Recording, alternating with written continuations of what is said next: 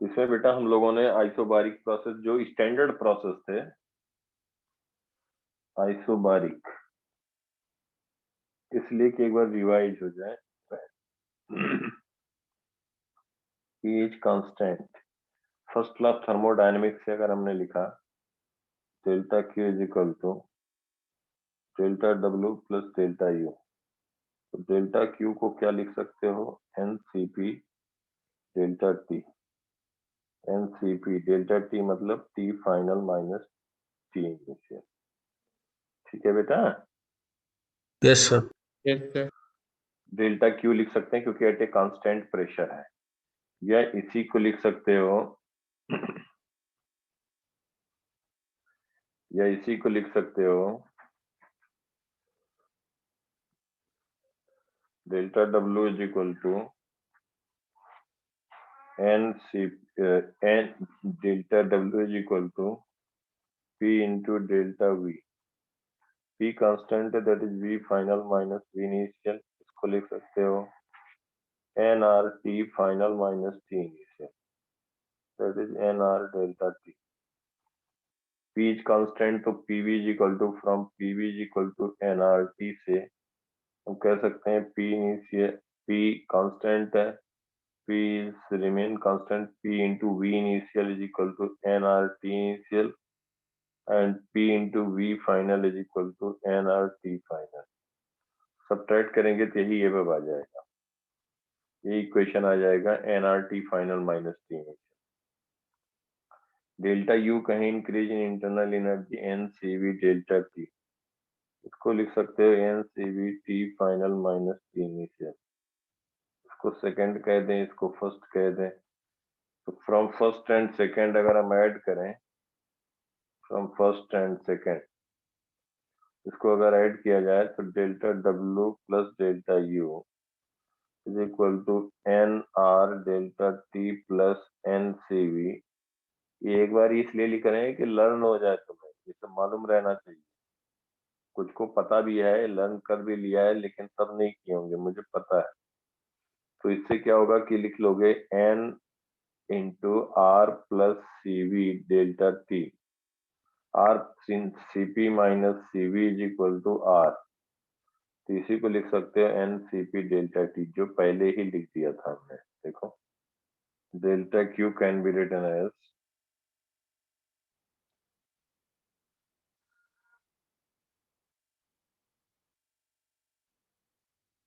ये लिख सकते हैं।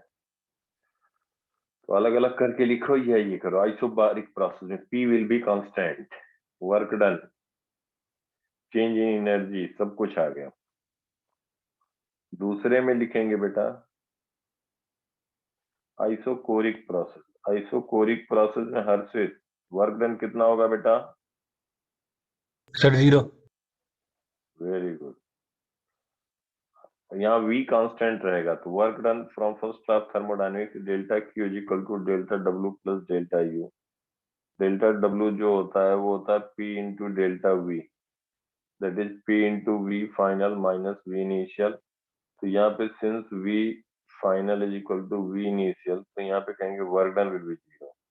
तो वर्क डन आइसोकोरिक प्रोसेस में वर्क डन जीरो होगा, इसका मतलब जो भी हीट सप्लाई किया जाएगा that will be equal to increase in internal energy. तो delta Q can be written as N C V delta या N C V T final minus T initial. Isochoric process में तीनों बातें हो गई। तीसरा आइसोथर्मल प्रोसेस क्या है? आइसोथर्मल प्रोसेस में क्या होगा बेटा? टेम्परेचर कांस्टेंट रहेगा। आइसोथर्मल प्रोसेस में T will be constant, T will be constant, तो यहाँ पे delta Q is equal to delta W plus delta U. Delta U zero हो जाएगा क्योंकि ये होता है N C V T final minus T initial. Initial और फाइनल टेम्परेचर पे ये डिपेंड करता है, तो T initial T final same रहेगा आइसोथर्मल में, तो इसका मतलब ये टर्म हो गया जीरो तुम्हारा। इसको हम कह सकते हैं delta Q will be equal to delta W. जो भी हीट सप्लाई किया जाएगा आइसोथर्मल में that will be equal to work done. Work done कहोगे delta Q is equal to nRT temperature constant रहेगा, log base E v final upon v initial, या हम कहें nRT log लिख रहे हैं बेस ई, नहीं तो ln लिख सकते हैं, p initial upon p final, p initial upon p final. और इसी को अगर हम 10 बेस पे कह दें तो delta Q will be equal to nRT log base 10 कहोगे तो ये क्या हो जाएगा बेटा, 2.303 nRT log v final upon v initial base 10 is equal to 2.303 nRT log p initial upon p final base 10। ये समझ में आई बात सबको? Yes. Yes. Slide to the sir आप पहले का रिवाइज करवा रहे हैं? हाँ वही लिख रहे हैं, वही लिख रहे हैं। ठीक है अब सर। देखो बेटा, ये बताओ कि 100 में log 2 बेस ही कितना होगा? log 2 base 6.9. 0.69, sorry. log 2 base 10 0.3. ये मालूम रहना चाहिए, ठीक है। एडियाबेटिक प्रोसेस में जस्ट वो हम लिख दे रहे हैं, एडियाबेटिक प्रोसेस क्या हो जाएगा? एडियाबेटिक प्रोसेस में क्या होता है बेटा? DQ0 है? DQ delta Q 0। हाँ डेल्टा क्यू 0 होता है।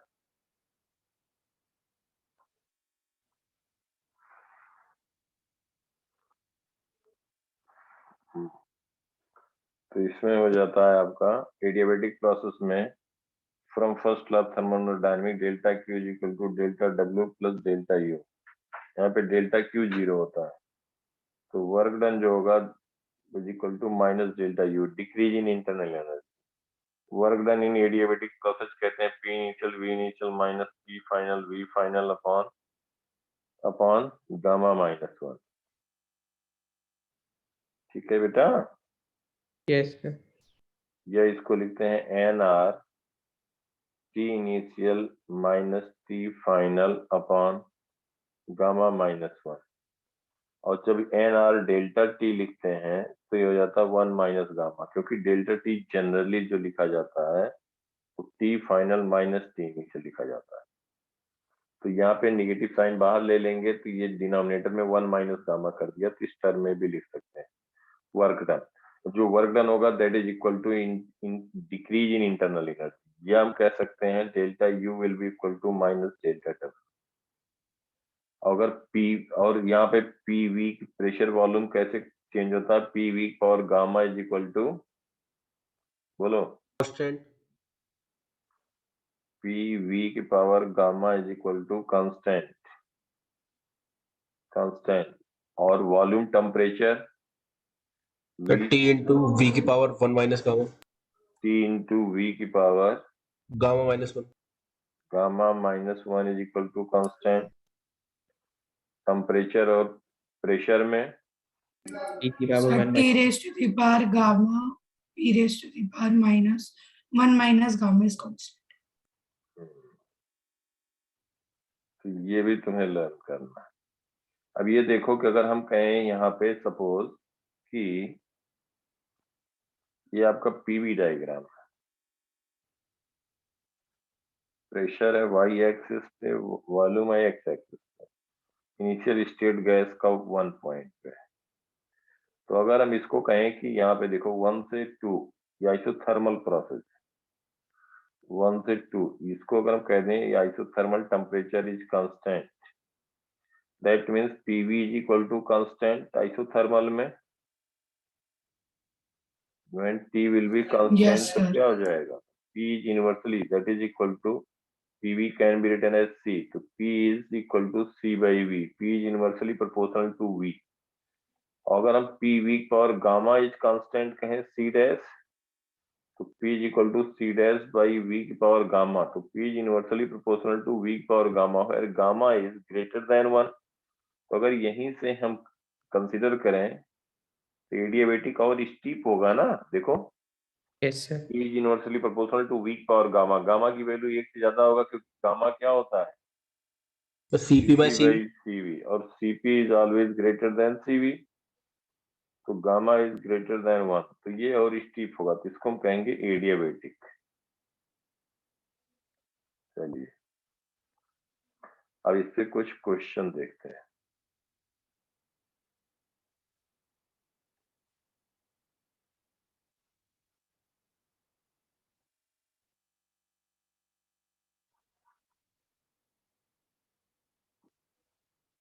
चलो ऐसे रैंडम कर तो लिया गया है सब।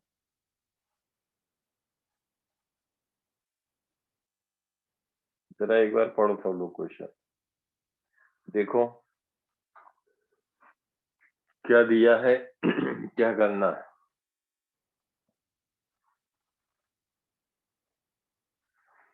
यहाँ पे दिया an air bubble is released from the bottom of lake at a depth of 11 metre. The temperature at the bottom is 4 degree Celsius and that at the surface is 12 degree Celsius. What is the ratio of bubbles radius at the surface to its radius at bottom? Assumed density of water is 1000 kg per meter cube, atmospheric pressure 75 centimeter of Hg, and density of mercury is 13.6 into 10 to the power 3 kg per meter cube. Neglect surface tension effect. Lake के bottom पे एक air bubble है। देखो बेटा लोग, ये कहीं पे दिया हुआ है, लेक है,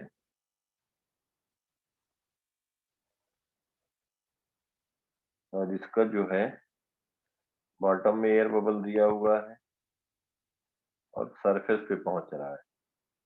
अच्छा ये देखो बॉटम में क्या होगा, air bubble, surface tension neglect करना है। बॉटम में प्रेशर, बबल के चारों तरफ प्रेशर जो होगा वो क्या होगा, ज्यादा होगा कि कम कंपेयर टू सरफेस पे? ज़्यादा होगा। सर ज्यादा होगा। इसका जो रेडियस होगा वो रेडियस क्या होगा, R1 मान लेते हैं। तो जब प्रेशर सराउंडिंग का ज्यादा होगा तो इसका रेडियस कम होगा। बेटा फिगर दिखाई दे रहा है बेटा? Yes sir. और जब यही एयर बबल सरफेस पे पहुंच जाएगा, सरफेस पे, तो रेडियस ज्यादा हो जाए क्योंकि इसका सराउंडिंग का प्रेशर कम हो गया, राइट? Yes sir.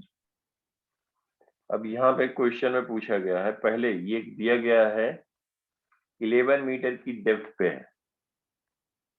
पहले यहाँ पे दिया है कि इसका जो डेप्थ है, अब ऑब्वियसली रेडियस के कंपैरिजन, रेडियस 11 मीटर के कंपैरिजन में हम इसका जो रेडियस होगा that will be very less through out. इसका जो आउटसाइड कहीं भी प्रेशर मानेंगे,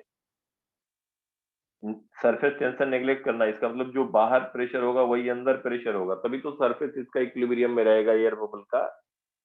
अगर Yes. अंदर का प्रेशर ज्यादा होगा तो एयर बबल और उसका साइज बढ़ेगा। निग्लेक्टिंग सरफेस टेंशन, याद रहे बार बार, नहीं सरफेस टेंशन अगर कंसीडर करते तो जो बाहर का प्रेशर होता उससे प्रेशर ज्यादा अंदर होता या कम होता? तो ज्यादा। कितना ज्यादा होता? 2T by R. हाँ 2T बाई R1 बेटा, R1 रेडियस लिया है यस ना। सर। बिल्कुल सही। तो यहाँ पे ये अगर यहाँ पे कह दिया गया नेग्लेक्ट ध्यान देना, नेग्लेक्ट सरफेस टेंशन, अगर नहीं सरफेस टेंशन T दिया होता तो उसके अंदर का प्रेशर हम लिखते, इसके बाहर outside pressure P naught plus rho G H,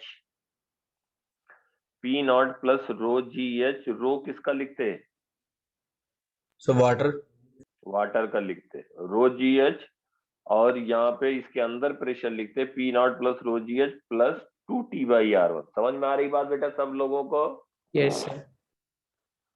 इसके अंदर का प्रेशर आता है, इसके अंदर का वॉल्यूम हम लिखते 4/3 पाई R1 क्यूब, और टेम्परेचर T मान लेते हैं। अब यहाँ से यहाँ पे स्टेट 1 इसको हम कहते हैं और ये कहते हैं state 2।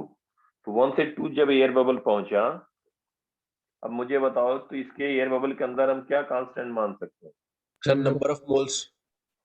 Number of moles constant मान सकते हैं। और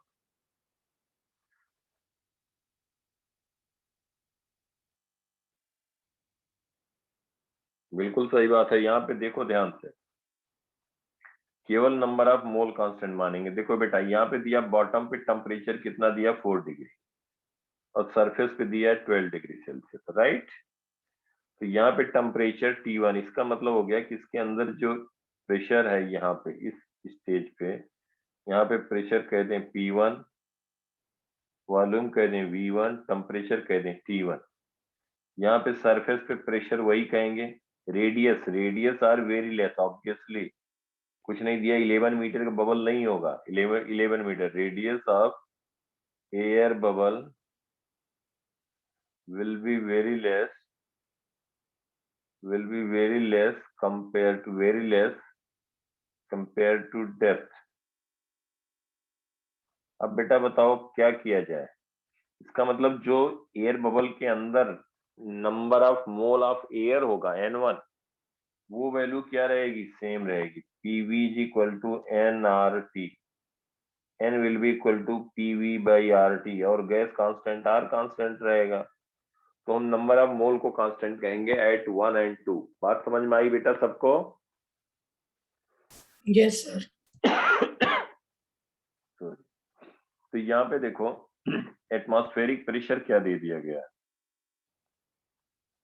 75 centimetre of mercury. Density of mercury given है, डेंसिटी ऑफ वाटर दिया है, एटमॉस्फेरिक प्रेशर दिया 75 सेंटीमीटर ऑफ मरकरी। तो अब हम P1 अगर इसके अंदर लिखना चाहें, neglecting effect of surface tension, तो P1 क्या लिखोगे, बोलो बेटा? P नॉट या P एटमॉस्फेरिक प्लस बोलिए। रो वाटर कहोगे ना बेटा? Yes sir. सॉरी, रो वाटर G इंटू H, यहाँ से आएगा P1, V1 हो जाएगा 4/3 pi R1 cube. T1 capital जब टेम्परेचर दिया जाता है, दैट इज अंडरस्टूड है एब्सोल्यूट टेम्परेचर की बात हो रही होती है, उसको हम कहेंगे 273 plus 4 degree Celsius, 277 kelvin. T1 दिया है। अब एक बात देखो, P एटमॉस्फेरिक, या तो देखो P एटमॉस्फेरिक यहाँ पे जब 76 सेंटीमीटर ऑफ Hg होता है, तो हम क्या लिखते हैं बेटा, 1.013 into 10⁵ Newton per metre square. समझ में आ रही बात सबको? Yes sir. यहाँ पे 75 सेंटीमीटर दिया है, बैरोमीटर से कैलकुलेट करते हैं ना। देखो ब्रीफ में कैलकुलेशन भी हमें कम से कम करना है। अगर यहाँ पे P एटमॉस्फेरिक हम कैलकुलेट करेंगे तो 70 इसको कहेंगे सिमिलर, 75 सेंटीमीटर ऑफ Hg, इसको अगर हमें कैलकुलेट करना है तो हम कहेंगे 0.75 metre into mercury of density of mercury 13.6 into 10⁻³ 13,600 दिया है। रो H हो गया G 9.8, तो इसकी वैल्यू यहाँ से आएगी ना बेटा? Yes sir. बोलो। और ये वैल्यू कितनी आ जाएगी, एग्जैक्ट वैल्यू बताओ? ये आ जाएगा 0.75 इंटू 13.6 इंटू 9.8, 19, ये आ गया 0.9996 into 10⁵ Newton per metre square. अब देखो इसको, या कह सकते हो 1 into 10⁵ Newton per metre square. ये लिख दो एटमॉस्फेरिक प्रेशर। समझ में आया? अगर मान लो यहाँ 76 सेंटीमीटर मरकरी होता तो कितना लिखते हो? 1.013 into 10⁵. हाँ, या ये लिख दो। अब यहाँ पे density of water GH, P1 लिख सकते हो। P एटमॉस्फेरिक आ गया, तो यहाँ पे number of mole from ideal gas equation, first from ideal gas equation from ideal gas equation, number of mole at state 1 and 2 will remain same. तो क्या लिख दोगे? P1 आ गया बेटा। P1 V1 कहोगे 4/3 pi R1 cube by T1 277 is equal to R तो cancel हो जाएगा ना बेटा। Yes. Sir. देखो ध्यान से, P1 P atmospheric plus density of water plus into G into H is 11 metre, तब आएगा ना बेटा। Yes, sir. और यहाँ पे क्या लिखोगे? P atmospheric into 4/3 pi R2 cube by 273 plus 12 degree कह दिया ना, तो केल्विन हो गया इंटू R। तो यहाँ R1/R2 का रेशियो आ जाएगा। पहले आएगा R1 cube by R2 cube, फिर उसका हम यहाँ पे 1/3 ले लेंगे। समझ में आई बात? ये Yes. अप्रोक्सीमेटली 1 पॉइंट समथिंग आ जाएगा यार। Okay, Yes, sir. कैलकुलेशन कर लोगे? समझ में आया सबको? हाँ सर। अगर सरफेस टेंशन दिया होता तो केवल और केवल क्या करना होता? P1 जो इनसाइड प्रेशर एट स्टेट 1 लिखा हमने, तो P1 प्लस 2T/R1 कहते हैं। और जो सरफेस पे एयर बबल पहुंच गया तो वहां पे हम कहते हैं P एटमॉस्फेरिक प्लस 2T/R2। समझ में आया? P2 dash.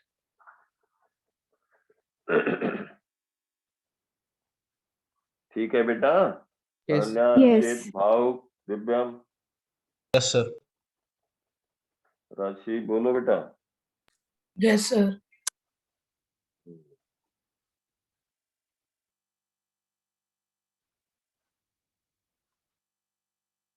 इसको देखो, बस क्वेश्चन देखने का मतलब, जो हम अगर 15-20 सेकंड टाइम देते हैं तो बस तुम्हें ये सोचना देख करके, ये दिया है और ये हम लिखेंगे, ऐसे ऐसे करेंगे। यहाँ हमें आंसर नहीं चाहिए, मतलब अपनी तरफ से तुम्हें एक अटेम्प्ट होना चाहिए, तुम्हें सोचना चाहिए। गलत हो कोई बात नहीं, तब फिर तुम्हें रियलाइज होगा कि हम ये चीज गलत सोच रहे थे। जो सही डायरेक्शन में जा रही होगी केवल बात, तो लगेगा ठीक है, लेकिन अपने आप फिर दिक्कत होगी।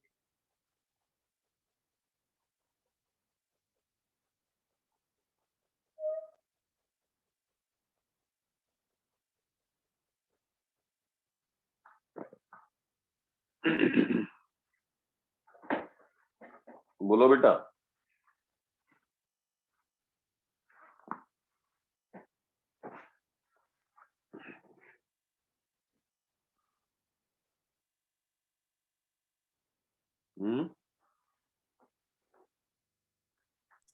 सर इसमें फर्स्ट पार्ट जो इसमें लिखा है कांस्टेंट वॉल्यूम, तो उसमें वर्क डन तो 0 हो जाएगा। वर्क डन 0 हो जाएगा, बहुत बढ़िया। और फिर सर हीट और इंटरनल एनर्जी हम फॉर्मूले से निकाल लेंगे, सारी वैल्यूज दी हुई है। तो फार्मूला में क्या लिखोगे? इसमें कुछ बात है, फार्मूला बताओ क्या लिखोगे बेटा। सर जो हीट होगी वो CV डेल्टा T होगा, क्योंकि वो इंटरनल एनर्जी के इक्वल हो जाएगा। CV डेल्टा T होगा बेटा। MCV delta T. M किस में होगा? किलोग्राम में, ग्राम में? ग्राम. सर ग्राम में। हाँ, यहाँ पे बेटा यही बात, इसीलिए क्वेश्चन ही लिया था, ध्यान देना जरा। यहाँ पे CV देखो क्या दिया है, 0.0357 कैलोरी पर ग्राम पर केल्विन। CP दिया है 0.0595 कैलोरी पर ग्राम पर केल्विन, दिया है ना। इसका मतलब यहाँ पे अगर कैलोरी पर मोल दिया होता, तब हम फिर यहाँ पे 3 kg क्रिप्टन को हम 3000 ग्राम अपॉन मॉलिक्यूलर वेट लिखते, तभी तो मोल आता है ना बेटा। तो यहाँ CV जो दिया है कैलोरी पर मोल पर केल्विन में नहीं दिया है, यूनिट का ध्यान रखना। तो यहाँ पे अब देखो पहला पार्ट,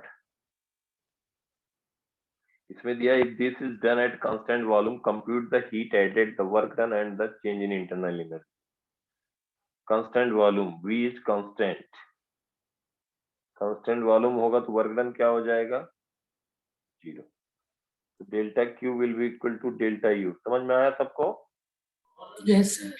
अब डेल्टा क्यू लिखेंगे तो एन, यहाँ पे हम कहते हैं N C V T final minus T initial, लेकिन यहाँ पे सीवी जो है यूनिट देखो सीवी का, calorie, unit of CV is calorie पर ग्राम पर केल्विन दिया है। तो यहाँ पे हम डेल्टा क्यू क्या लिखेंगे, एन की जगह एम लिखेंगे। देखो ध्यान से, एम 3000 लिख देंगे ग्राम, इनटू सीवी कितना दिया है 0.0357 कैलोरी। ये बेटा किस में लिखा गया था, ग्राम, कैलोरी पर ग्राम पर केल्विन, कैलोरी पर ग्राम पर केल्विन।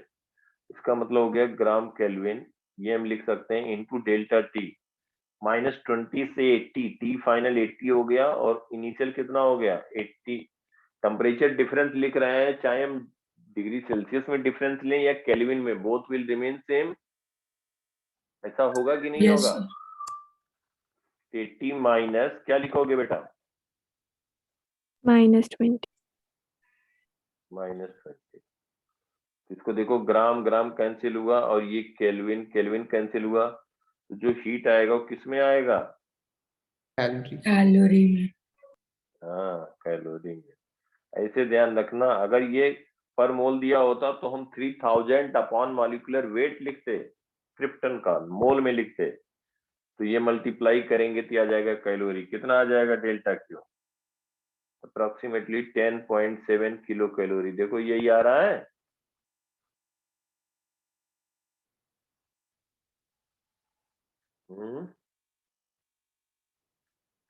यस सर, इतने आ रहे हैं। 10.7 किलो कैलोरी आ गया। ये क्या आया, समझ में आ रहा है बेटा Ananya? Yes, sir. Good. Harshit, Bhavuk, Yes, sir. Compute the heat added, heat added आ गया हमारा, वर्क डन आ गया, change in internal energy. Sir हाँ सिर्फ बेटा, कैलोरी नहीं आएगा।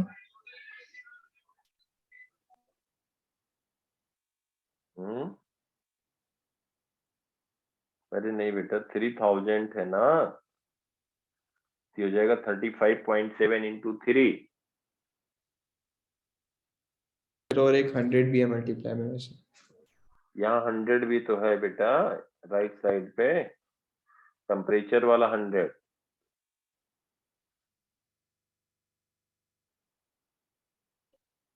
सर बाकी यहाँ यूनिट कैलोरी नहीं आनी चाहिए, मतलब किलो कैलोरी। से पहले देखो बेटा इधर, कि क्या हुआ, ग्राम सीवी इंटू डेल्टा टी हुआ, यस सर। तो ये कैलोरी आया, तो ये आएगा 10.7 इंटू 10⁻³ कैलोरी। तो हम इसको नहीं लिख सकते हैं 10.7 किलो कैलोरी,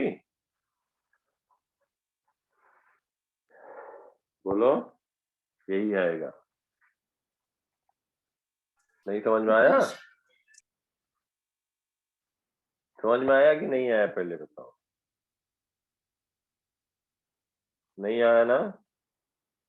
नहीं सर आ गया, वो मैंने गलत, मतलब मैंने सही किया था, फिर मैंने वो डेसिमल नहीं था।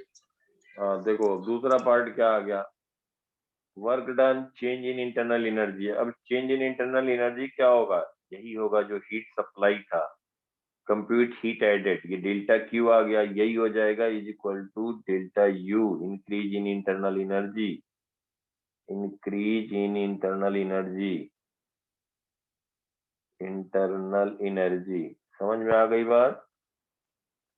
अब दूसरा पार्ट देखो, repeat if the heating process is at constant pressure, CP दिया है, यही चीज रिपीट करना है जब कांस्टेंट प्रेशर पे होगा। तो क्या लिखेंगे, delta Q is equal to delta W plus delta you.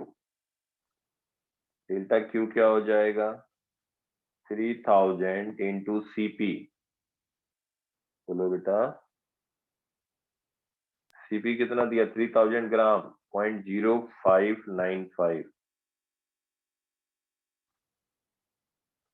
Calorie पर ग्राम।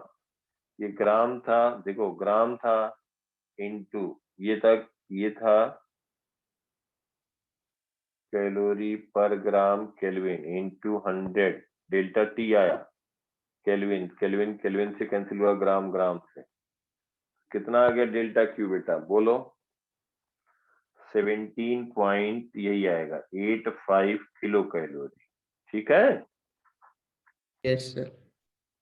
वर्क डन मतलब ये दिया है जब कैलोरी पर ग्राम केल्विन दिया है तो सीपी जो लिखेंगे तो यहाँ पे एमसीपी डेल्टा टी हम बताना यहाँ पे ये चाह रहे थे कि यूनिट का ध्यान रखना। अच्छा डब्ल्यू क्या हो जाएगा वर्क डन कैसे बताएंगे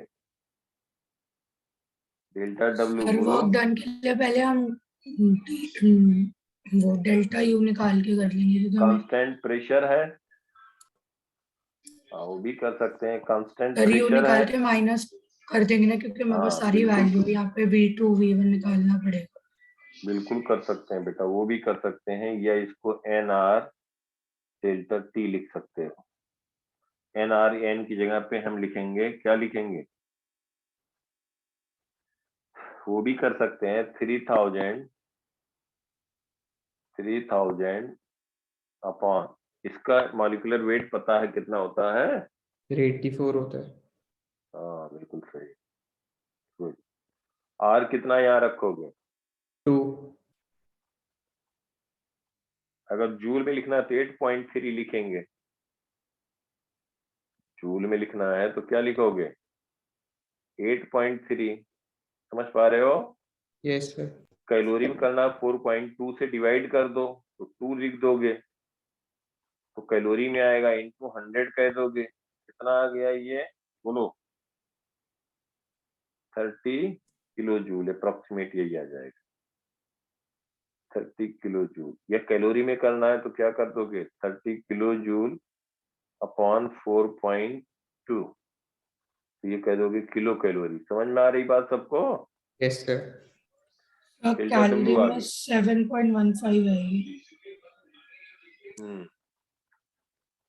अब अगर बेटा पूछा जाए डेल्टा यू या इसे डेल्टा यू ऐसे लिख सकते थे N CV delta T monatomic gas होता है ना ये कौन सा गैस होता है मोनोटॉमिक। मोनोटॉमिक। वैसे सीवी दिया है तो वही लेंगे तो यहाँ से डेल्टा यू निकाल किया तो सब्ट्रैक्ट कर दो तो डेल्टा क्यू या डेल्टा डब्ल्यू लिख लिया तो प्लस डेल्टा यू तो डेल्टा यू भी आ जाएगा। डेल्टा यू कितना आ जाएगा 44.8 किलो जूल। देखना यही आ जाएगा। ठीक है एक चीज अच्छी बात ये देखो कि चाहे पहला प्रोसेस हो चाहे दूसरा हो अगर किलो जूल या किलो कैलोरी में लिखोगे तो डेल्टा यू की वैल्यू सेम आनी चाहिए दोनों में कि नहीं। हाँ सर। Yes sir. दोनों सेम आ रही है देखो किलो यस। जूल में हमने लिख दिया वहां पे ये था किलो कैलोरी में 4.2 से मल्टीप्लाई करोगे तो यही आएगा। ठीक है बोलो यस सर। समझ में आया सबको बेटा। देखो एक बार सबको बिल्कुल क्लियर हुआ कहीं किसी कुछ डाउट बोलो।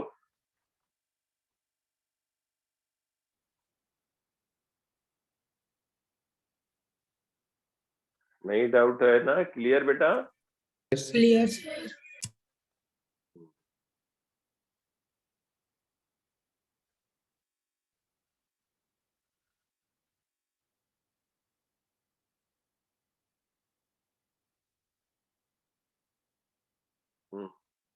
नेक्स्ट देखो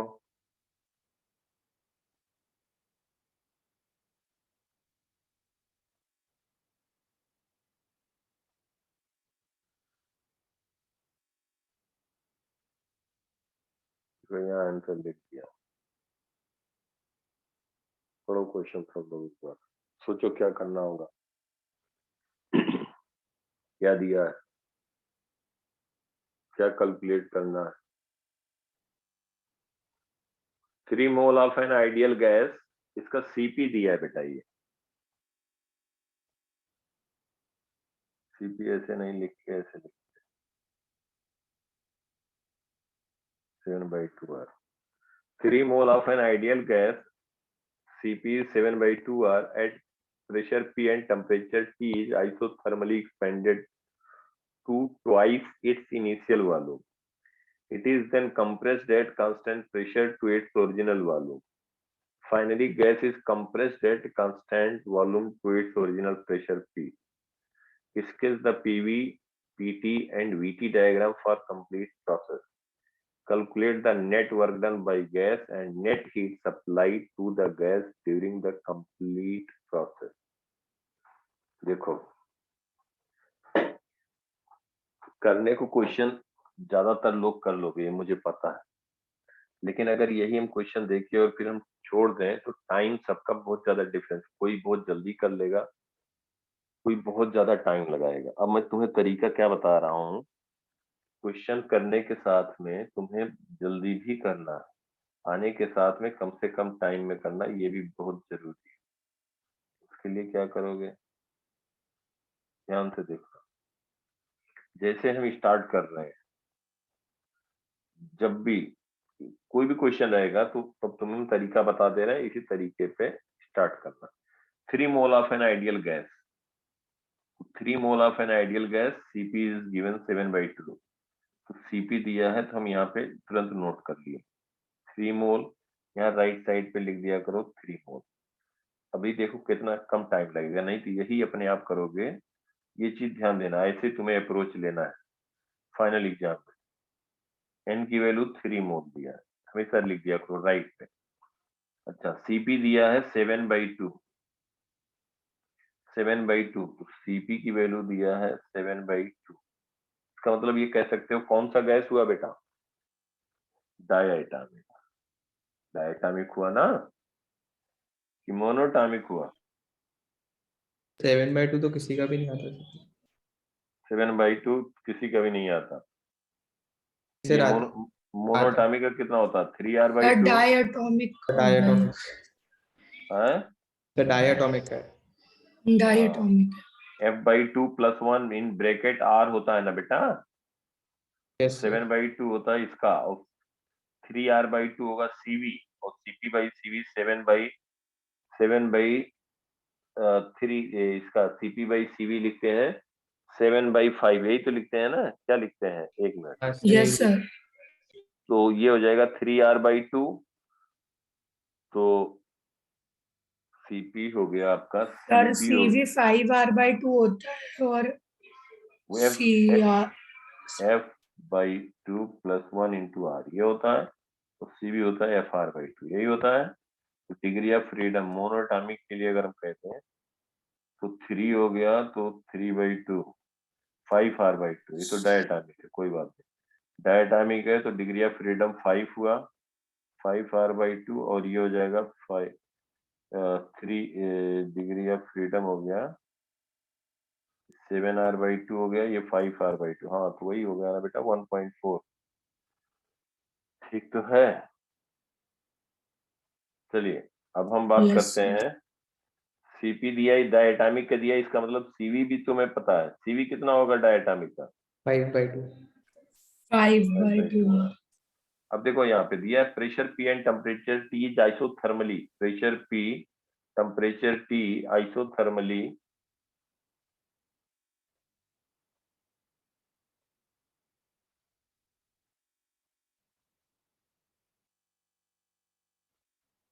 प्रेशर पी। अब देखो यहाँ पे पीवी डायग्राम बना लेते हैं। Pressure P temperature T is isothermally expanded to twice its initial volume, it is then compressed. ये बात की जा रही है, तो हम क्या कर रहे हैं, इसको जो जो वहां पे लैंग्वेज दिया दोबारा जिससे क्वेश्चन ना पढ़ना पड़े, ध्यान देना। तो हम क्या कर रहे हैं उसके लिए, तुरंत यहाँ पे डायग्राम पे ड्रा कर दे रहे हैं। वी लिया हमने इधर, पी लिया यहाँ पे।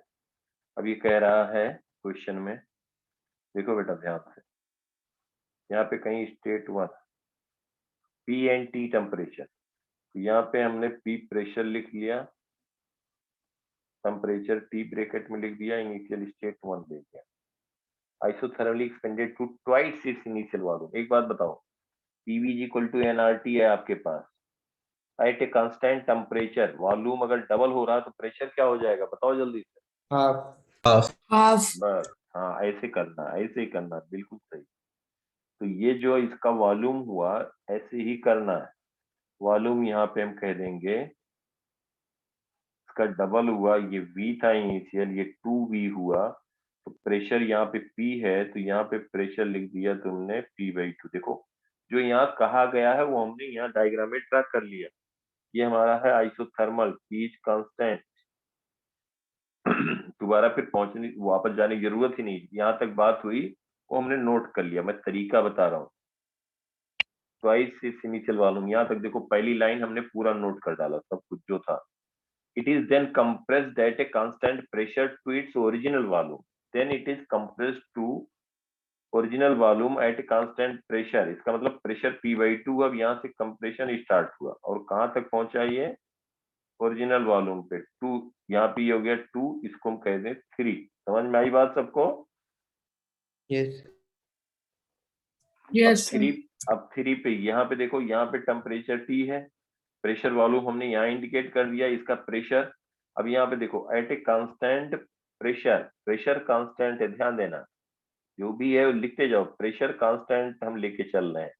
2 to 3 प्रेशर को कांस्टेंट ले रहे हैं, वॉल्यूम डिक्रीज कर रहा है तो टेम्परेचर भी डिक्रीज करेगा ना बेटा। Yes sir. Yes sir. कितना हो जाएगा टेम्परेचर, वॉल्यूम हाफ हुआ, टेम्परेचर कितना होगा, हाफ। हाफ। हाँ P/2, देखो ये भी लिख दिया। अब कहा गया है finally gas is compressed eight constant volume. Finally gas is compressed eight constant volume, constant volume नहीं, कंप्रेस थोड़ी होगा कांस्टेंट वॉल्यूम पे, ये चीज हटाओ, गलत लिखा। कंप्रेस्ड होगा तो कांस्टेंट वॉल्यूम दोनों कैसे होगा। Finally gas is heated at a constant volume. समझ पा रहे हो हमारी बात को? Yes. Yes. Yes at a sir. Constant volume, heated at a constant volume, volume constant रहेगा, कंप्रेशन दोनों कैसे होगा यार। तो हीटेड एट ए कांस्टेंट, क्यों हीटेड कह रहे हैं, क्योंकि यहाँ T/2 है, देखो टेम्परेचर 3 स्टेट पे और यहाँ 1 है, कांस्टेंट वॉल्यूम पे हीट दिया गया, मतलब इसका टेम्परेचर बढ़ा रहे हैं। समझ में आया सबको बेटा? Yes sir. बस सब कुछ अब लिख दिया, सब तुम्हारे सामने आया। पीवी डायग्राम जो भी पूछा जाए, जो इन्होंने कहा, हम मैं यहाँ पे जो बताना मेन चाह रहा था, जैसे जैसे पढ़ा गया हमने सब नोट कर, ये पीवी डायग्राम बन गया। टेम्परेचर तुम्हें पता, अब देखो चलो भी डायग्राम, पीवी डायग्राम ड्रा किया, पीटी/वीटी कह रहे हैं वो भी कर लेते हैं, कर लेंगे। Calculate the net work done by gas and net heat supplied to the gas during the complete process. समझ गए बेटा? अब देखो यहाँ पे नंबर ऑफ मोल दिया हुआ, तो यहाँ पे नेट वर्क डन और यहाँ पे net heat supplied to the gas during complete process and net work done. Complete process में जो 1 पॉइंट से स्टार्ट हुआ 1 पे पहुंच गया, इसका मतलब जो 1 पे प्रेशर P था, वॉल्यूम V था, देखो यहाँ पे ध्यान से, प्रेशर P था, वॉल्यूम V था, टेम्परेचर T था, वहीं से चला वहीं पहुंच गया, तो चेंज इन इंटरनल एनर्जी क्या होगा, इसको कहते हैं साइक्लिक प्रोसेस। क्या कहते हैं? Cyclic process. तो डेल्टा U विल बी 0। इसका मतलब from first law of thermodynamics delta Q की वैल्यू जो आएगी, जो हीट सप्लाई होगा वही वर्क डन होगा। समझ में आया यहाँ पे? Yes sir. For whole cycle, for complete cycle, ये बेटा सबके समझ में आ रही होगी बात। अब 1 to 2 जल्दी से बताओ, 1 to 2 क्या हो गया, 1 to 2 में वर्क डन, या डेल्टा Q लिखें वही वर्क डन। देखो 1 to 2 फॉर 1 to 2 प्रोसेस क्या लिखोगे, आइसोथर्मल प्रोसेस। आइसोथर्मल में चेंज इन इंटरनल एनर्जी क्या होती है, बोलो जल्दी से, 0 होती है कि नहीं? Yes. Yes sir. 1 to 2 isothermal process, ये सब लिखना नहीं है, तुमने जब सॉल्व कर रहोगे तो तुम्हें तो फटाफट क्वेश्चन सॉल्व करना है ना। 1 to 2 के लिए क्या लिखोगे, Q12 W12 is equal to, बोलो NR delta T ln V1 final by V। N, बिल्कुल सही, वेरी गुड। हाँ तो यहाँ पे N और R दिया, जब वो जनरल टर्म में दिया तो वही लिख देते हैं, N दिया 3 मोल, R टेम्परेचर T दिया है तो उसी टर्म में लिख दे रहे हैं, NRT log बेस ई या ln लिख दें, v फाइनल कितना हो गया 2 पे 2v, इनिशियल कितना था v, तो 2 हो गया ना, यस बस हो गया। 1 to 2 प्रोसेस के लिए heat supply to the system, और ये पॉजिटिव आएगा। अब देखो वर्क डन भी आ गया, 2 to 3 कौन सा प्रोसेस है, आइसोबारिक वेरी गुड। हाँ, अब यहाँ पे आइसोबारिक में Q223 क्या लिख दें, N CP delta T N3 CP, बोलो CP क्या है 7R/2, दिया है ना बेटा। यस T फाइनल क्या लिखोगे, T फाइनल बोलो, T/2 T/2 है, इनिशियल कितना है T कितना आ गया -T/2, समझ में आया सबको, यस सर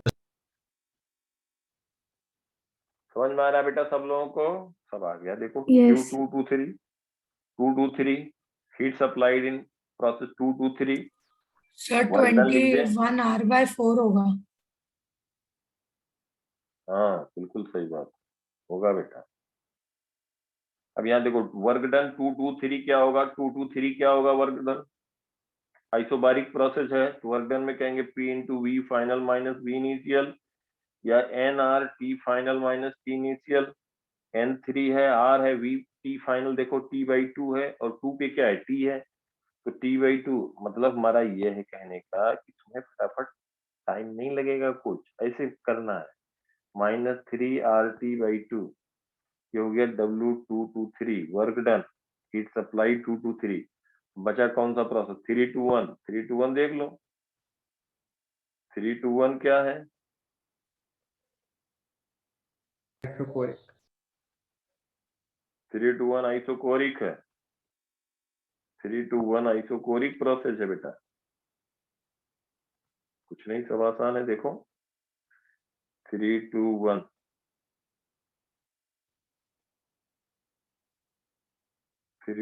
हम कहेंगे isochoric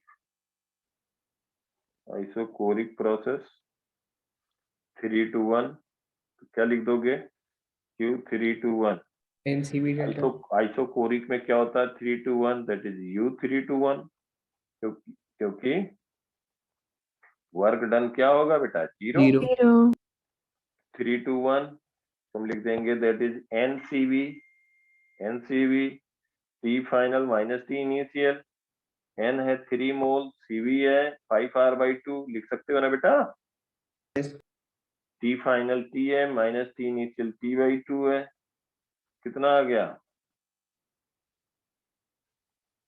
15RT/4, Q31 that is change in internal energy, Q31 और W31 is equal to 0, तो Q net क्या कह दोगे Q12 plus Q23 plus Q31, W net कहोगे तो W12 plus W23 plus W31 sorry W31 और दोनों की वैल्यू लिखोगे तो कितना आ जाएगा, बोलो बेटा, दोनों की वैल्यू सेम आ जाएगी, आ जाएगा RT, देख लो चाहे लिख करके,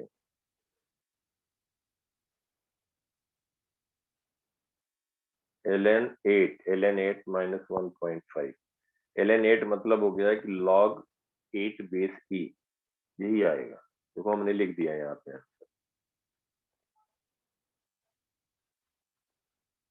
चेक कर लो ऐड करके चेक कर लो, कुछ नहीं यही आएगा, समझ गए सब लोग, और दोनों की वैल्यू सेम आएगी।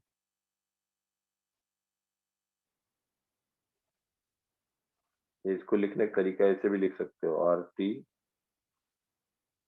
RT माइनस 1.5 प्लस लॉग, ऐसे लिखते हैं 8 बेस E, क्योंकि ये कहीं इसके साथ ना आ जाए भैया, यहाँ पे भी एक ब्रैकेट लगाओ और इसको लगाओ मिडिल ब्रैकेट, ठीक है, मतलब जो भी रहेगा इस तरह वैल्यू दी जाएगी, यहाँ मैथमेटिक्स नहीं चेक करेंगे, समझ में आ रही सबको बात क्लियर। यस ऐसे हमारा कहने का मतलब यहाँ पे ये क्वेश्चन डिस्कस करने का था जो भी मोल दिया जाए, जो गैस के बारे में दिया जाए, कॉर्नर कर लो, पीवी डायग्राम तुरंत ड्रा करो। हाँ, इसका भी दिया है, पीटी और वीटी डायग्राम भी ड्रा करना है। वैसे नोट करके उसको जो जो स्टेटमेंट में कहा जाए उसको ग्राफ पे तुरंत ड्रा कर लो। नहीं तो भी क्या करते, टेम्परेचर यहाँ क्या था, वहां क्या था, सब देखो फटाफट लिखते गए और उसके बाद जो भी पूछा गया किया गया, तो 2 मिनट 3 मिनट लगेगा तुम्हें थोड़ी वहां पे एक्सप्लेन करना है सबको। तो टाइम भी इम्पोर्टेंट है। 8-8 10-10 नंबर कैसे आते हैं सब एडवांस में, तो फ्री के नंबर होते हैं। हाँ, अब देखो पीटी वीटी ग्राफ ड्रा करना है, इसी का पीटी और वीटी ग्राफ ड्रा करना है।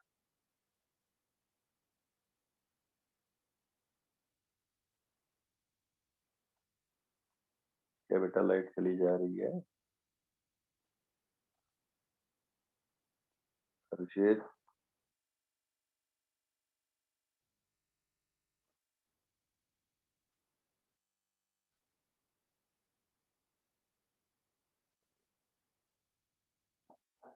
पीटी डायग्राम दिया, अब हम लोग ड्रा करना चाह रहे हैं इसका, कौन सा ग्राफ ड्रा करना चाह रहे हैं?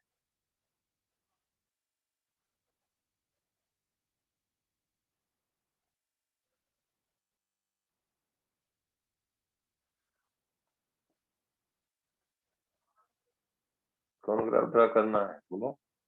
पीटी और वीटी, पीटी और वीटी,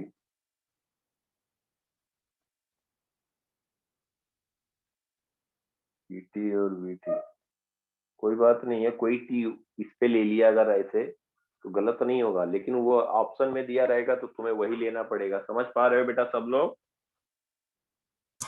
यस सर। अब देखो पहला स्टेट जो 1 पॉइंट है, यहाँ पे क्या दिया हुआ, एक तुम्हारे पास है ideal gas equation, ideal gas equation है पीवी इक्वल टू एनआरटी, ये हमेशा फॉलो होगा, ठीक है? बोलो। Yes sir. Yes sir. हम्म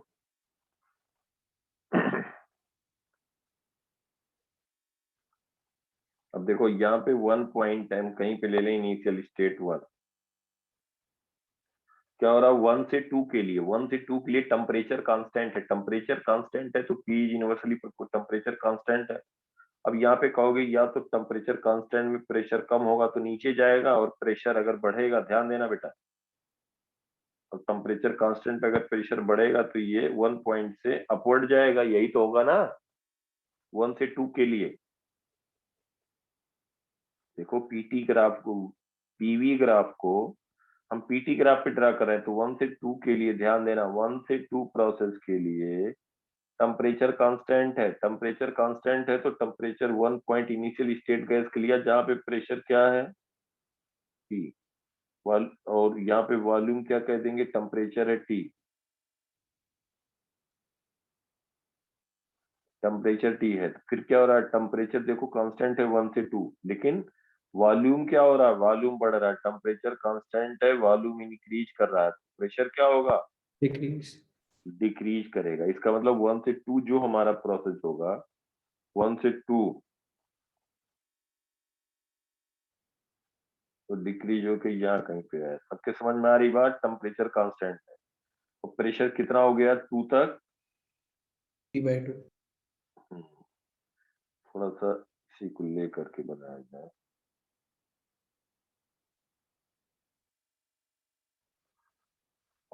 इनिशियल यहाँ पे कहीं पे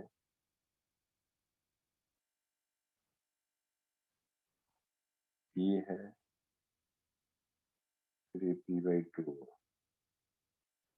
1 से 2, ये 1 से 2 प्रोसेस होगा। 2 से 3 के लिए क्या कहोगे, फॉर 2 to 3, 2 to 3 आइसोबारिक है, मतलब आइसोबारिक का मतलब प्रेशर क्या हो गया बेटा, कांस्टेंट, प्रेशर कांस्टेंट होगा, या तो यहाँ से राइटवर्ड ग्राफ जाएगा या लेफ्टवर्ड जाएगा। समझ में आ रहा है सबको? Yes sir. तो देखो 2 to 3 में क्या हो रहा है, PV is equal to NRT से प्रेशर कांस्टेंट है तो V is directly proportional to T आया, तो यहाँ टेम्परेचर देखो डिक्रीज किया 2 to 3 में, टेम्परेचर डिक्रीज किया तो वॉल्यूम क्या होगा, टेम्परेचर डिक्रीज किया तो खैर हम यहाँ पे कहेंगे टेम्परेचर डिक्रीज किया, इसका मतलब 2 के बाद 3 में यहाँ 2 to 3 प्रोसेस किधर जाएगा? दोनों 2 to 3 में प्रेशर कांस्टेंट है, सॉरी हाँ 2 to 3 में प्रेशर कांस्टेंट है। प्रेशर कांस्टेंट में या तो राइटवर्ड जाएगा ग्राफ या तो लेफ्टवर्ड जाएगा। प्रेशर कांस्टेंट है, volume is directly proportional to T. Temperature कम हो रहा है तो वॉल्यूम कम होगा। समझ पा रहे हो बेटा? Yes sir. Yes sir. तो टेम्परेचर कम हुआ क्योंकि वॉल्यूम कम हो रहा था, टेम्परेचर कम होगा, इसका मतलब ये लेफ्टवर्ड जाएगा। अब लेफ्टवर्ड ये हो गया 2 to 3।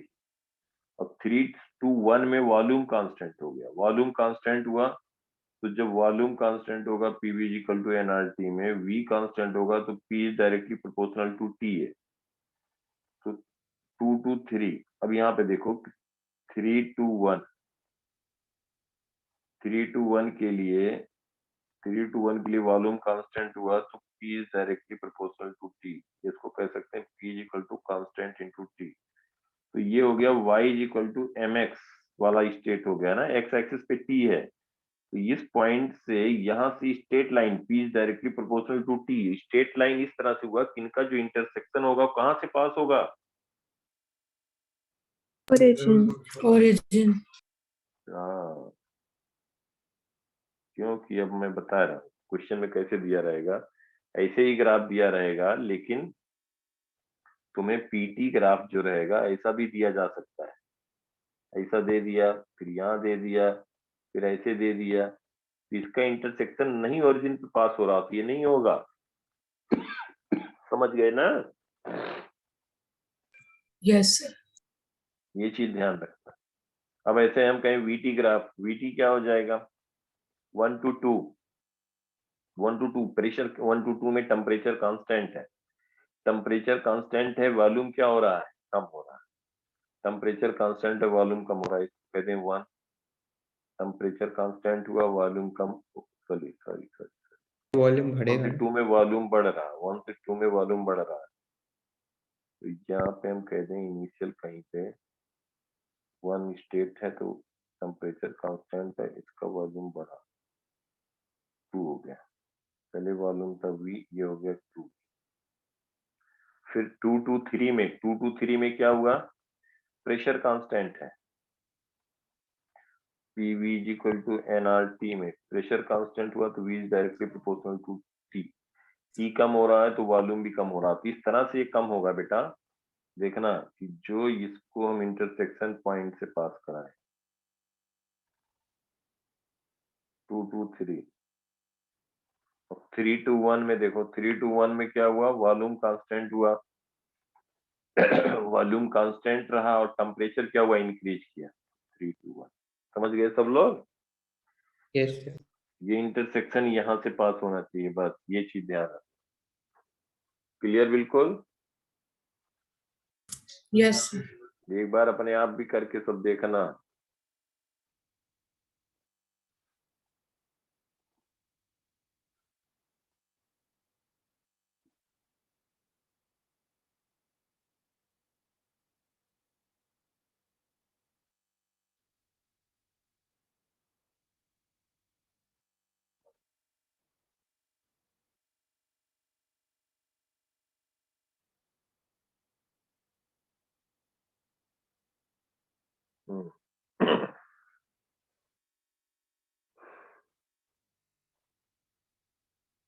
देखो इसी तरह से हमने दिया, एक बार अपने आप सोचो क्या होगा।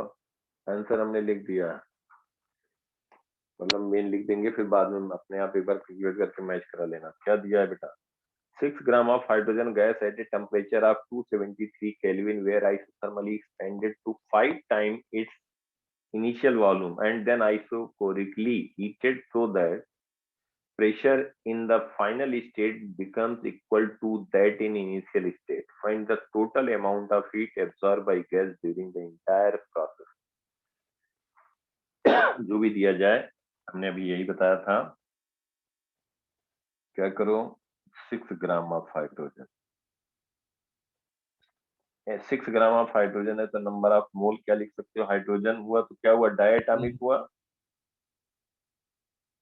6/2 कितना हो गया? 3 मोल हो गया ना बेटा? Yes sir. बोलो। डायटॉमिक हुआ H2, बोलो। Yes sir. Cp कितना लिखोगे? 7/2R। 7R/2R, और ये क्या हो जाएगा? 5R/2R। सब लिख लिया राइट साइड पे। अब यहाँ पे हम आ जाते हैं, इसको जो भी डायग्राम दिया गया वो 6 gram of hydrogen gas at temperature 273 kelvin दिया है, T दिया 273 केल्विन, तो फिर यही रहने थे। Isothermally expanded to 5 time its initial volume. तो अगर इसका पीवी देखो, जो जो बात कहा गया हम तुरंत यहाँ पे नोट करते रहे। यही हम बताना चाह रहे थे कि इसका टेम्परेचर दिया, आइसोथर्मली एक्सपेंड हुआ, कहीं ये 0.1 हुआ, इनिशियल स्टेट हुआ, यहाँ से आइसोथर्मली एक्सपेंड हुआ, और इसका वॉल्यूम जो हुआ 5 टाइम एक्सपेंड कर गया। कोई बात नहीं, यहाँ पे प्रेशर हम कहते हैं P, वॉल्यूम कहते हैं P, ये हो गया वॉल्यूम 5V। यहाँ तक नोट कर लिया जो भी दिया, दोबारा पढ़ने की जरूरत ही नहीं। And then isochorically heated so that pressure in the final state becomes equal to that in initial state। इस तरह से इसको हीट किया गया कि फिर अब इनिशियल स्टेट में प्रेशर पहुंच जाए। समझ में आया बात बेटा? यस। आइसोकोरिकली हीट दिया गया तो मतलब प्रेशर बढ़ रहा सो दैट कि फिर यहाँ पे पहुंच जाए। यहाँ पे टेम्परेचर T था, 1 पॉइंट पे टेम्परेचर T था, यहाँ पे टेम्परेचर T था। अब यहाँ पे देखो ये 2 स्टेज हुआ, इसको 3, यहाँ पे हम 2 to 3 को क्या कहेंगे? Iso PV equal to nRT। देखो ध्यान से, एक बार पढ़ो, उसको नोट कर लो और उसको डायग्राम बना लो, बहुत आसान हो जाएगी चीज।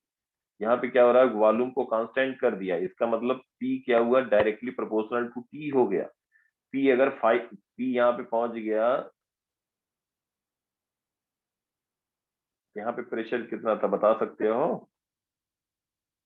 2 पॉइंट पे प्रेशर बता सकते हो? PV इक्वल टू लिख लेना चाहिए। आइसोथर्मली V 5 टाइम हो रहा तो प्रेशर P/5 हो गया बेटा। समझ पा रहे हैं सब लोग? Yes sir. P/5 हो गया। फिर P/5 टेम्परेचर कांस्टेंट है, राइट साइड कांस्टेंट है, P is inversely proportional to V। V 5 time हुआ तो बढ़ा तो प्रेशर कम हो गया। अब फिर 2 से 3 में क्या हुआ? बोलो जल्दी से। टेम्परेचर क्या होगा? Increase. Directly proportional to T। V constant है तो P जो हुआ 5 टाइम बढ़ा तो टेम्परेचर क्या हो जाएगा? 5। समझ में आया सबको? हमने तो यही बताया ना लिखने का, बस सब हो गया। समझ में आया सबको? यहाँ तक हमने नोट कर लिया, जो भी इन्होंने इंफॉर्मेशन दिया उसको हमने पीवी डायग्राम पे बना लिया, कुछ बचा ही नहीं, कुछ नहीं, बहुत आसान हो गया। Find total amount of heat absorb by the gas during entire process. Q12 क्या लिखोगे? 1-2 कौन सा प्रोसेस है? आइसोथर्मल। N कितना है? 3। R क्या लिखोगे जूल में अगर बात करोगे तो? बोलो 8.3। T कितना दिया है? 273 log बेस C 5V/1। 5 हो गया ना बेटा? बोलो। Yes sir. चलो एक स्टेप और लिखो। क्या? नहीं सर आ रहा है। 5V final upon V initial, 5V upon V initial V हो गया। 1 to 2 प्रोसेस में हीट सप्लाइड आ गया और ये पॉजिटिव आया तो हीट दिया गया। 2 to 3 में कौन सा प्रोसेस है? बोलो। आइसोकोरिक। आइसोकोरिक में क्या होगा? That is equal to NCV delta T। NCV delta T, NCV delta T। N is 3, CV is हम लिख चुके हैं। देखो हम जैसे ही बात हाइड्रोजन या धात तुरंत नोट कर लिया जो जरूरत पड़ेगी, वो राइट साइड कॉर्नर पे लिख दिया करो। 5R/2 into T final, 5T minus T into 4T। T कितना है? 273, और R की वैल्यू भी रख दो। R is nothing but 8.3। Since R is 8.3, फिर Q टोटल कहोगे तो क्या लिख दोगे, Q12 प्लस Q23, बोलो बेटा, यही आएगा 78.9 किलो जूल, कुछ और नहीं आ सकता। ये बात कर लेना, मतलब ये लिख लेना। समझ में आया सबको? ऐसे करना है, कोई भी क्वेश्चन रहे ऐसे करना है फटाफट, बहुत कम टाइम में, ठीक है बेटा? देखो, सर log E5 की वैल्यू बता दीजिए, log 5 बेसिक। ये कैसे लिखेंगे? हाँ सर। log 10 बेस ही मालूम है? देखो बेटा, या फिर इको कन्वर्ट कर लेते हैं ना 10 में 2.303 से मल्टीप्लाई करके। इसको ये लिख सकते हो, बिल्कुल लिख सकते हो, Q12 2.303 nRT। n कितना है बेटा, बोलो? 3 मोल, R है 8.3, टेम्परेचर है 273, log बेस 10, और ये हो जाएगा आपका 5 5 को सर लिख सकते हो। एग्जाम के टाइम log टेबल मिलेगी? अरे बेटा, मिले भी तो वो जरूरत ही नहीं है, वैसे मिलता नहीं है, नहीं मिलता है। लेकिन ये देखो जो मैथ कर रहे हैं अभी, मैथ भी तुम लोग तो पढ़ रहे होगे, कि हमें बताने की जरूरत ही नहीं पड़नी चाहिए। देखो यहाँ पे log 10/2 बेस 10 लिख सकते हो, बोलो बेटा। वो इस तरह से दे वैल्यू दी रहेगी कि फटाफट जो है अप्रोक्सीमेट वैल्यू चार्ट में आ जाएगा। तो इसको लिख सकते हो log 10 base 10 minus log 2 base 10। समझ में आया? Yes sir. log 2 बेस 10 कितना होता है सोमित? 0.3 और log 10 बेस 10? 1 बस, राशि समझ गई? अरे मैथ में यस क्या सर। क्या करते हो, ये सब हमें बोलना ही नहीं चाहिए था। 1 माइनस 0.3010, इसीलिए हमने log 2 बेस ही log 2 बेस 10 पे हमने बताया ये दो मालूम रहना चाहिए। बस हो गया कि नहीं हो गया? मल्टीप्लाई करोगे अप्रोक्सीमेट वैल्यू फट से ऑप्शन में आ जाएगा तुम्हारे। जब तक log टेबल उनसे कहोगे इन्विजिलेटर से और ले आके देंगे और तुम पलटोगे, तब तक तो सब कैलकुलेट कर लोगे ना। Yes sir. Yes sir. Physics में ऐसा नहीं देते हैं कि उनसे जब तक कहोगे उनको इशारा करोगे, जरूरी थोड़ी तुम्हारी तरफ ही देख रहे हैं, लेके आएंगे उतनी देर में सब कर दोगे, तो कुछ जरूरत नहीं। वैसे अब देते भी नहीं है, फिजिक्स में इस तरह से नहीं देते हैं कि तुम्हें लॉग टेबल की जरूरत है। समझ गए बेटा? बोलो, यस सर। इस तरह से सॉल्व करना। कितना आ गया बोलो?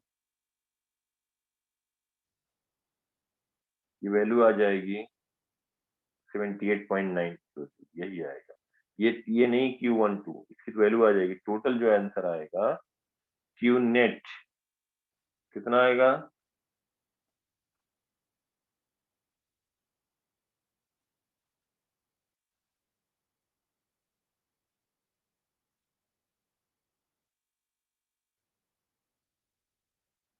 क्लियर बेटा ना सबको यहाँ तक? Yes sir. बस, आसान आसान।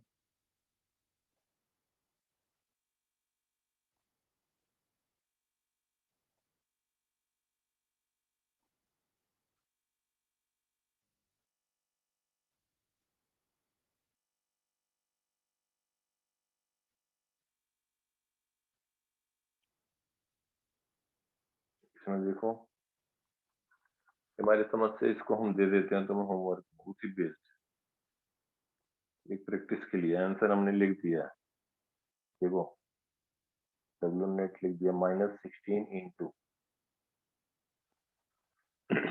1 एटमॉस्फेरिक लीटर कितना जूल होता है? Sir 1 100 atmospheric approximately 1.013 into 10 to the power 5 newton per metre square. 1 litre में 10⁻³ मीटर क्यूब होता है ना बेटा? Yes sir. तो ये हो जाएगा 1 एटमॉस्फेरिक लीटर, केमिस्ट्री में ज्यादा आता है ये। 10 to the power 5 newton per metre square into 10⁻³ newton per metre square into metre cube. तो क्यूब कैंसिल हुआ, बच्चा न्यूटन मीटर। न्यूटन मीटर की यूनिट क्या होती है? जूल नहीं होता है, work done, force into displacement. तो 1 एटमॉस्फेरिक लीटर कहीं पे भी आए that is equal to 101.3 joule लिख सकते हो। ये भी मालूम रहना चाहिए। कंक्लूजन टाइम बचाएगा। अगर कहीं पे आ गया वर्क डन, तुमने लिखा है एटमॉस्फेरिक प्रेशर और लीटर में दिया है पीवी डायग्राम, तो आ गया 10.8 एटमॉस्फेरिक लीटर, पता लगा ऑप्शन में जूल में दिया है तो 10.8 इंटू 101.3 जूल आ जाएगा कि नहीं? Yes sir. बस खत्म बात।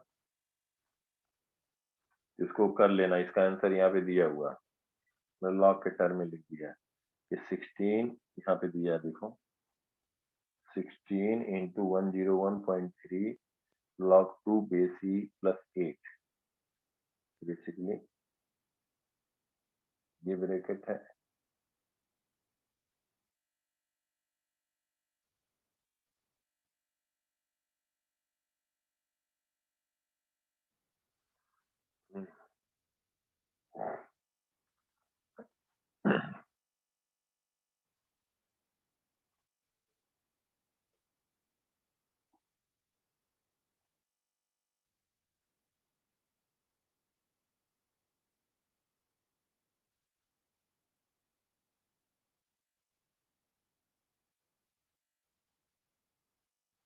दिख रहा है राजी बेटा क्वेश्चन?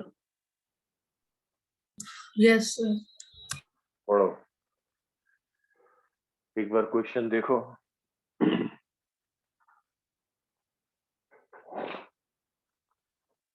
क्या दिया हुआ? A rectangular box shown in figure has a partition which can slide without friction along the length of the box. Initially, each of two chamber of box has 1 mole of monatomic ideal gas. Gamma is equal to 5/3 monatomic ideal gas. At a pressure of P naught, volume V naught and temperature T naught, the chamber on the left is slowly heated by an electric heater. The walls of box and partition are the partition until the final pressure in both chambers become 243/32 P naught. Determine, पहला part पूछा गया final temperature of the gas in each chamber, final temperature of the gas in each chamber, the work done by gas in the right chamber. ये बेटा कौन सा process हो रहा है? पहले देखो क्वेश्चन में जो दिया फटाफट बनाते जाए। मैंने यही बताया अभी आपको। rectangular box shown in figure has a partition which can slide without friction along the length. ये पार्टीशन है और ये स्लाइड कर सकता है और ये यहाँ से हीटर कनेक्टेड है। हीटर हीट प्रोवाइड करेगा, ऑब्वियसली यहाँ कुछ सप्लाई है तो ये हीट प्रोवाइड करेगा। ये जो साइड में डैश पार्ट रहता है इसका मतलब ये हो जाता है कि हीट कहीं भी एक्सचेंज नहीं करने देगा, इंसुलेटिंग हो गया, आइसोलेटेड हो गया। ये जो क्रॉस दिखाया गया है equal. Initially, each of two chamber of box has 1 mole of monatomic gas. 1 mole of monatomic gas. तो हम यहाँ पे 1 mole मोनोएटॉमिक कहने का मतलब हो गया कि Cp 7r/2 Cv 5r/2 और 1 मोल नंबर ऑफ मोल दे दिया 1। ये इंफॉर्मेशन तुरंत लिख दिया, दोबारा जरूरत ही नहीं पड़ेगा। गामा आपको मालूम ही है 5/3 हो जाएगा, है मोनोटॉमिक, सॉरी Cp कितना हो जाएगा बेटा? 5r/2। Cv कितना हो जाएगा? 3r/2। गामा हो जाएगा 5/3। ठीक है, मोनोटॉमिक है। देखो at a pressure P naught, volume V naught and temperature T naught, मतलब यहाँ पे दे दिया गया है प्रेशर इसके अंदर P naught, V naught, T naught, P naught, V naught, T naught और N1 1 मोल। Heat loss through the lead wire of heater is negligible, कहीं से हीट लॉस नहीं हो रहा था। Gas in left chamber expand by pushing the partition until the final pressure in both chamber become, final pressure P final दे दिया गया 243/32 P naught। देखो ध्यान से ये बेटा, देखो जब यहाँ पे हीट देंगे लेफ्ट साइड पे तो गैस क्या होगा? गैस के मॉलिक्यूल के बीच का स्पेस बढ़ेगा तो लेफ्ट चैम्बर जो होगा वो एक्सपेंड करना चाहेगा तो जो पार्टीशन वॉल्ड है क्या होगा? राइट वर्ड शिफ्ट होगा कि नहीं होगा बेटा? बोलो। Yes sir. Yes sir. Process कौन सा हो रहा है? बढ़िया बात तो ये है, अब बताओ। देखो प्रेशर लेफ्ट, पहले लेफ्ट चैम्बर की बात करते हैं। प्रेशर चेंज हो रहा है या पी हम कहें चेंज, छोड़ो, पी कहें कांस्टेंट है? नहीं है। क्यों नहीं है? कह रहा है ना, final pressure in both chamber become 243/32 P not. तो कहाँ कांस्टेंट हुआ बेटा? कांस्टेंट नहीं हुआ ना प्रेशर। प्रेशर कांस्टेंट नहीं है। Sir adiabatic. एडियाबैटिक। कौन सा एडियाबैटिक है? Left chamber. एडियाबैटिक में क्या होता है? Heat right exchange from. Chamber. Very good, बिल्कुल सही बात है। लेफ्ट चैम्बर एडियाबैटिक नहीं है। क्यों? क्योंकि उसमें net exchange of heat from surrounding to system आ रहा है, हीटर के थ्रू। हीटर के थ्रू हीट जा रहा ना बेटा। Yes sir. यहाँ पे प्रेशर भी कांस्टेंट नहीं है, वॉल्यूम भी कांस्टेंट नहीं है, टेम्परेचर भी कांस्टेंट नहीं है, और नेट एक्सचेंज ऑफ हीट भी जीरो नहीं है। ना आइसोबारिक है, ना आइसोकोरिक है, ना आइसोथर्मल है, ना एडियाबैटिक है। इसमें से कोई प्रोसेस नहीं। Left chamber. ये सबके समझ में आ रही बात? कोई प्रोसेस नहीं है। थर्मोडायनेमिकल प्रोसेस कितने हो सकते हैं? इनफाइनाइट। हाँ, इनफाइनाइट हो सकते हैं। उस इनफाइनाइट का एक केस होगा, देखो ध्यान से। अब राइट साइड की बात करें तो राइट साइड में ये तो बात है, कहीं से हीट एक्सचेंज नहीं हो रहा। कि हो रहा है? बोलो। कहीं से वो हीट नहीं ले रहा है। राइट साइड वाला चैम्बर कहीं से भी हीट नहीं ले रहा। Net exchange of heat is zero. कहीं से भी नहीं हो रहा है। ये जो राइट चैम्बर है वो एडियाबैटिक प्रोसेस है, क्योंकि net exchange of heat from system to surrounding, surrounding to system is zero. Delta Q zero हुआ। उसके अंदर जो गैस है कंप्रेस हो रहा है और एक्सपैंड कर रहा है, कहीं बाहर से हीट नहीं ले रहा। जो भी हो रहा है उसके अंदर हो रहा है। तो दैट मीन्स हम राइट चैम्बर को क्या कह देंगे? बोलो बेटा।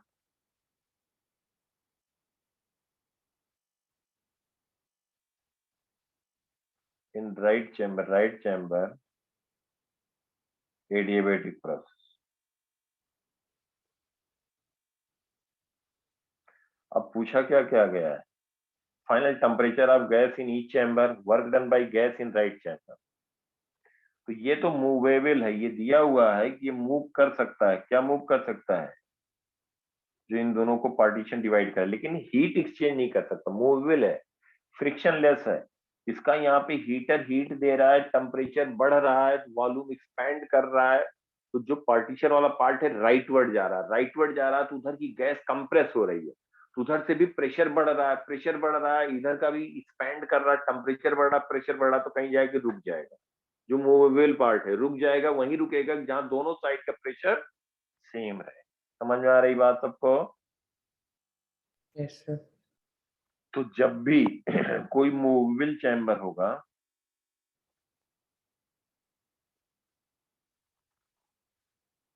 तो जो आएगा बताते चलेंगे। Movable chamber, movable wall, pressure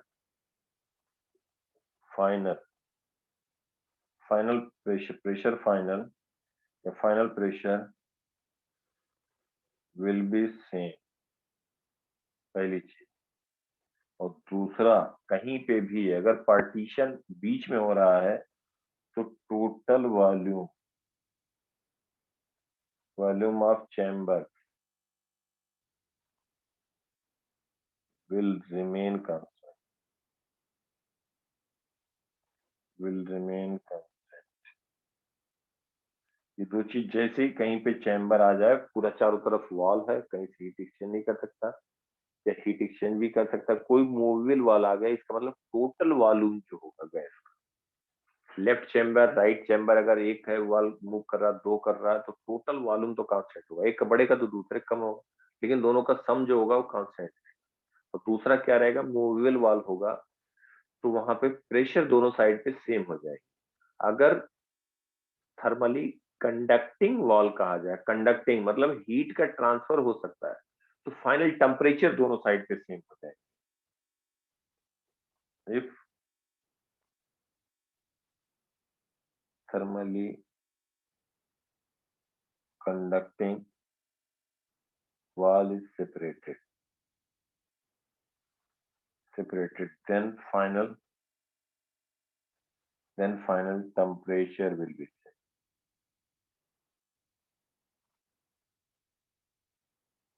set. जहां जो दिया होगा वो नोट, वो अपने हिसाब से देख। तो अब राइट साइड पे हम चलते हैं, राइट साइड के चैम्बर पे चलते हैं। तो एडियाबेटिक प्रोसेस है राइट साइड चैम्बर। बताओ यहाँ पे फाइनल वॉल्यूम, फाइनल प्रेशर कितना दे दिया गया? 243 अपॉन, बोलो बेटा,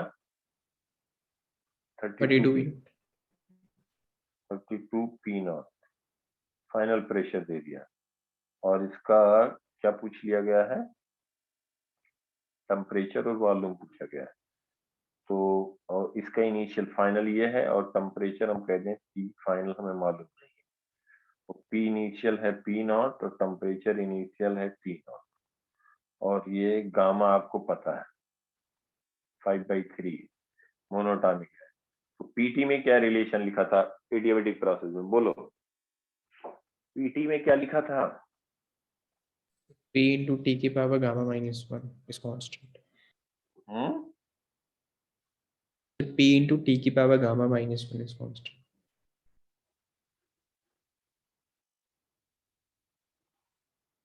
चलिए उसी ऑर्डर में लिखते हैं।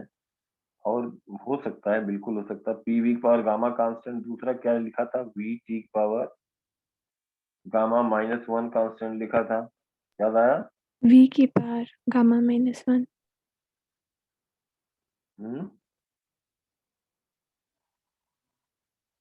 Sorry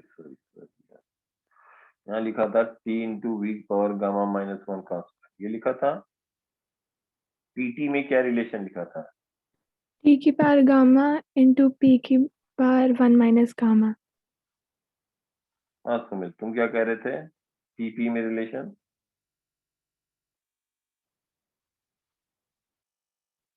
Sumil Yes sir.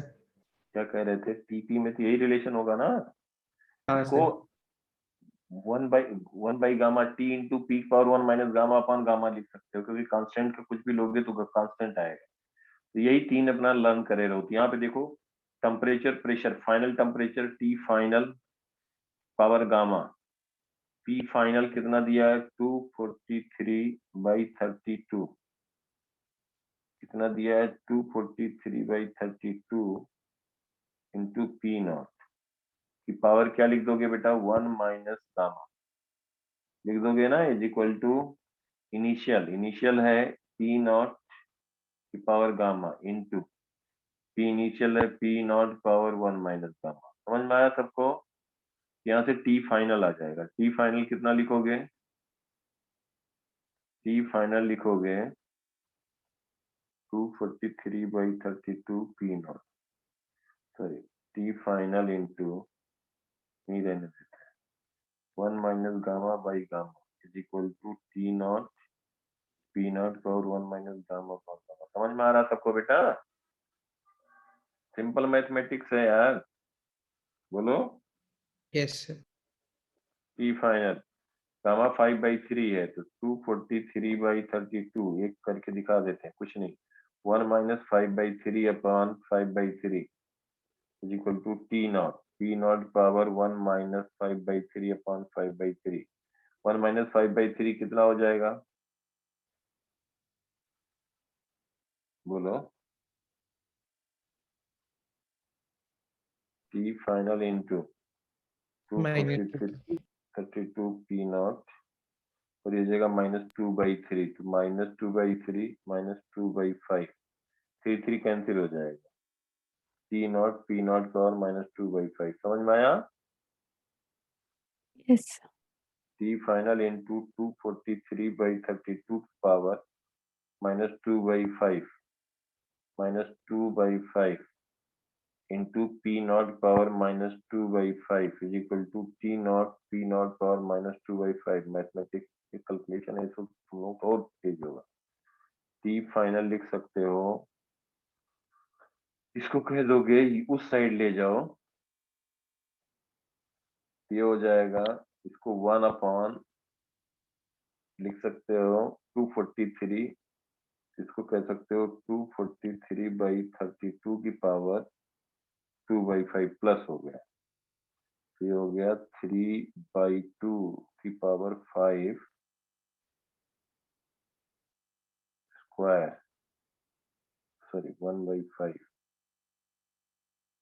Sorry 5 2/5, इसको कह देंगे 3/2 whole square 9/4 into T naught है यहाँ पे, T naught into T naught, तो टी फाइनल हो गया 4 to the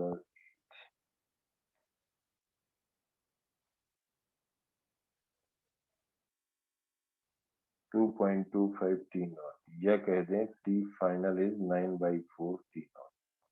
ठीक है बेटा, बोलो। Yes, Yes, sir. sir. Right side पे देखो 9/4 T not, right side chamber में ये हो गया आपका टेम्परेचर। राइट साइड पे टेम्परेचर आ गया, प्रेशर भी लिख सकते हो। कैसे प्रेशर लिखोगे? प्रेशर टेम्परेचर का रिलेशन लगा दो, राइट साइड में प्रेशर और टेम्परेचर का रिलेशन लिख दो बेटा। सॉरी, प्रेशर तो दिया है, प्रेशर आ गया, टेम्परेचर आ गया, वॉल्यूम लिखना है तो तुम्हें टीवी का रिलेशन लिख दो, या प्रेशर पता लग गया है, प्रेशर फाइनल पता है, वी इनिशियल पता है, फाइनल वॉल्यूम लिखना है तो पी वी की पावर गामा लिख दो। P naught V naught power gamma is equal to P final is 243/32 P naught into V final की पावर गामा। तो यहाँ से वी फाइनल आ जाएगा, क्या आ जाएगा बेटा? वी फाइनल आ जाएगा 32/243 की पावर 1/गामा इंटू वी नॉट। समझ पा रहे हो सब लोग? Yes, sir. 32 by simple mathematics है 243 क्या लिख दोगे? 1/गामा, गामा इज 5/3 तो 3/5। अभी देख चुके हो, ये हो गया 2/3 पावर 5 और 3/5, इसको कह दोगे 2/3 की क्यूब, ये हो गया वी नॉट, ये हुआ वी नॉट, ये हुआ वी नॉट, वी फाइनल हो गया right chamber 8/9 V naught. Right chamber का ये वॉल्यूम हो गया। तो लेफ्ट चैम्बर का वॉल्यूम कितना हो गया? टोटल वॉल्यूम कितना हुआ दोनों का? 2V0. 2 V naught. तो वॉल्यूम ऑफ लेफ्ट चैम्बर, सब आसान होते हैं यार, तो मजा आता। 2V0 minus we final, 2V0 minus 8/9, ये सब 27. 10V0 by 9. है बेटा। Sir, वो 27 होना.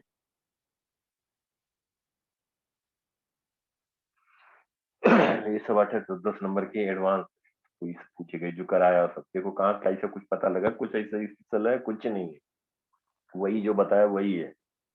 बाकी देखोगे तो और आसान आसान लगेगा, इसलिए हम पहले बताया ही नहीं। तो ये कितना हो जाएगा? वी फाइनल हो गया माइनस वी फाइनल, इसको लिख दोगे 27, तो ये आ जाएगा volume of left chamber V1 final कह दें तो 27 54 माइनस 8 46 V0/26, यही आया ना बेटा? बोलो। Yes, sir. तो ये फाइनल वॉल्यूम आ गया। Work done on right chamber लिख दो। अब वॉल्यूम आ गया लेफ्ट चैम्बर का, राइट चैम्बर का टेम्परेचर। अब लेफ्ट चैम्बर का अगर हम कहें work done by gas in right chamber, क्या कहोगे? बोलो। एडियाबैटिक प्रोसेस में हमने देखा P initial V initial minus P final V final upon gamma -1, यही तो था ना बेटा। N R T final minus T initial लिखोगे अगर इसको तो 1 माइनस गामा कह दोगे। बोलो। Yes, sir. तो सब पता है। नंबर ऑफ मोल दिया है कि नहीं? नंबर ऑफ मोल दिया, सब कुछ दिया। ये देखो n की वैल्यू दिया है, r मालूम है, डेल्टा t पता है, गामा पता है, ये आ गया। नहीं तो यहाँ से लिख दो work done by gas right chamber. मान लो work done by gas in right chamber negative आ गया, मान लो आ गया -10 जूल। तो work done by left chamber of gas पूछा जाएगा, तो वही उसने वर्क किया ना, उसको कंप्रेस करके। बोलो yes net exchange of heat from system, मतलब अगर हम कहें, सॉरी यहाँ पे हीटर है, लेफ्ट साइड में वाले चैम्बर में हीट आ रहा, तो जो वर्क डन, एक वॉल मूव कर रहा है, एक पार्टीशन वॉल मूव करके कंप्रेस किया, तो work done by gas on second chamber negative आ गया। इसका मतलब work has been done on the system. तो किसने किया? लेफ्ट चैम्बर ने किया, तो work done by left chamber is वही वैल्यू आ जाएगी नेगेटिव साइन के साथ। समझ पा रहे हो बेटा? yes sir. सॉरी, क्लियर बेटा सब लोगों को? आंसर हमने लिख दिया सब यहाँ पे देखो, इसीलिए फाइनल टेम्परेचर लिख दिया है, फाइनल टेम्परेचर लिख दिया है, वर्क डन लिख दिया है, work done by gas in right chamber. तो ये सब एक बार रिवाइज करके अपने आप करना, नोट्स बना लेना, और एक बार अपने आप लिखना। ठीक है बेटा लोग? सब आसान आसान है। जैसे मतलब अगर इसको हम कहें तो बेसिकली सिलेबस हमारा पूरा 11th खत्म हो गया, लेकिन करते रहेंगे, आगे पढ़ते रहेंगे, बंद नहीं करेंगे। कहीं कोई क्वेश्चन करो एकदम धनाधन, अभी हम इसमें और प्रैक्टिस कराएंगे, सभी इधर उधर क्वेश्चन कराते रहेंगे, कुछ कुछ और बता के, क्योंकि ये सब बिल्कुल 100% श्योर शॉट वाले नंबर होते हैं। इसको तो कहा जाता है कि जैसे ही टूट का क्वेश्चन मिले, वैसे स्टेट का एक रहता है, मेन सोर्स में देखो तो ये तो दो दो लाइन के रहते हैं, कुछ नहीं होता, कुछ नहीं यार, सब पूरा एकदम टोटल 100% स्कोर। इसीलिए मैं ध्यान देना दिए होगे, हम क्वेश्चन किए नहीं, हम कहते कि आने का नहीं, जितना बता दिया समझ लिया तो आ तो सब रहा होगा, लेकिन साथ में हमें मालूम है 1 घंटे के अंदर करना है। तो मैं इसलिए कुछ कुछ पॉइंट पे हम स्पेशली फोकस करते हैं कि जैसे इसी में है, अभी हम क्वेश्चन दे दें तो हर कोई कर लेगा, मोस्टली कर लेंगे, लेकिन कोई वही 5 मिनट में करेगा, कोई 2 मिनट में करेगा, कोई 1 मिनट के अंदर कर देगा, कोई 10 मिनट 15 मिनट उसी में लगा देगा। ये डिफरेंस है, तो इसलिए तरीका भी बता रहा हूँ साथ में, उस पर भी बहुत फोकस करना। नहीं पता लगा सब आ रहा है, कर ही नहीं पाए, तब भी बेकार हुई। ये थोड़ी कोई मानेगा कि तुम्हें आ रहा है, जिसको नहीं आ रहा बराबर ही हो जाओगे। ठीक है बेटा?